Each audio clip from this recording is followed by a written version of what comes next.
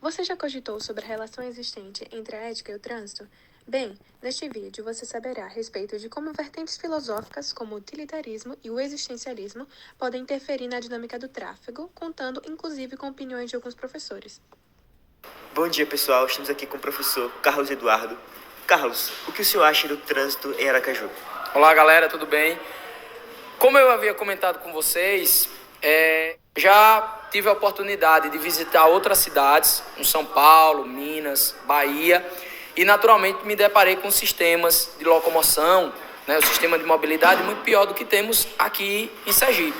Essa questão da mobilidade é sempre algo que pode melhorar, tanto na perspectiva dos deslocamentos, quanto na qualidade, do que é construído, respeitando aí, obviamente, os devidos espaços urbanos, a preservação de espaços naturais e tudo mais. Através da fala do professor Carlos, podemos estabelecer um vínculo com a filosofia utilitarista. Conseguimos perceber que a dinâmica do trânsito se mostra dotada de subjetividade, sendo a ética um tópico a ser discutido. Isto é, a utilidade estaria no prazer coletivo, na promoção da maior felicidade possível de uma comunidade em geral, ou seja, a maximização do útil. Entretanto, como tal premissa pode se relacionar ao trânsito? Podemos dizer que o desempenho do tráfego depende primordialmente de uma percepção coletiva, sendo a individualidade um dos principais propulsores à ocorrência de acidentes.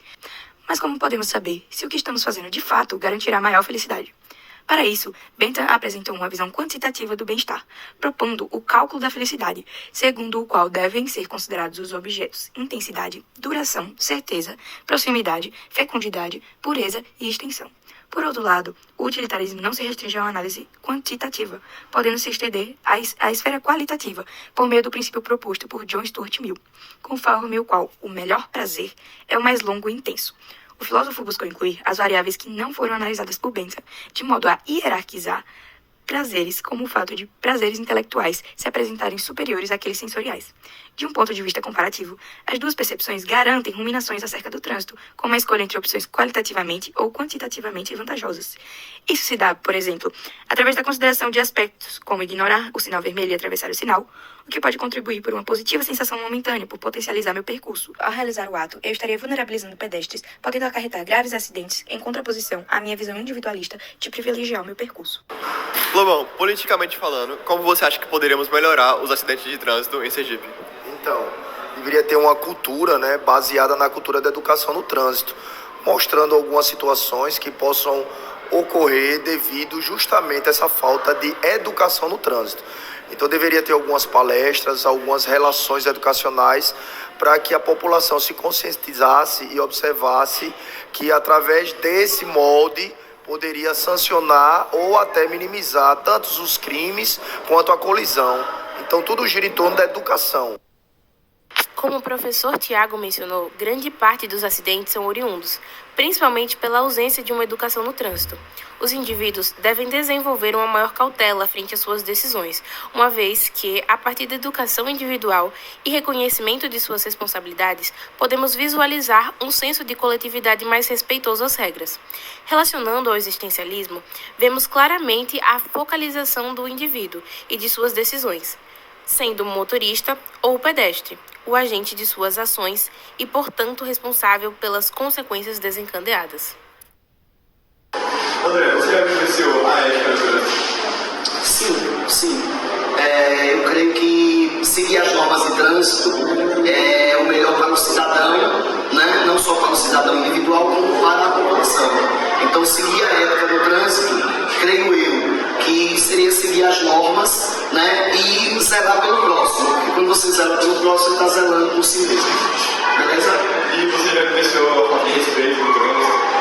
Com certeza, principalmente quando uma pessoa quer levar vantagem sobre a outra, mesmo transgredindo as regras do trânsito, Então acaba muitas vezes virando um cenário de disputa do trânsito. Isso não é bom, porque tanto eles podem se prejudicar quanto podem prejudicar terceiros.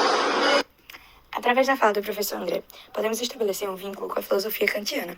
Para falar da filosofia kantiana, falaremos de dois tópicos de extrema importância sobre essa filosofia, sendo elas a universalidade e impessoalidade e o imperativo categórico no trânsito. Vamos dar início com a universalidade e impessoalidade. Tais aspectos tangem ao tema à medida que propõe a inexistência de inclinações a interesses pessoais, evidenciando a ruptura da subjetividade na dinâmica do trânsito, em contraposição ao segmento das ordens. Assim, podemos dizer que as leis devem ser aplicadas integralmente, assim como os indivíduos devem respeitá-las de modo indiferente às suas particularidades pessoais, respeitando, portanto, seu caráter universal e impessoal. O imperativo categórico no trânsito. Sendo tal proposição relacionada ao seguimento de regras de forma universal e incondicional, indiferente às circunstâncias específicas, podemos facilmente correlatar ao contexto do trânsito, visto que há estabelecimento de leis de tráfego, que devem ser excepcionalmente respeitadas.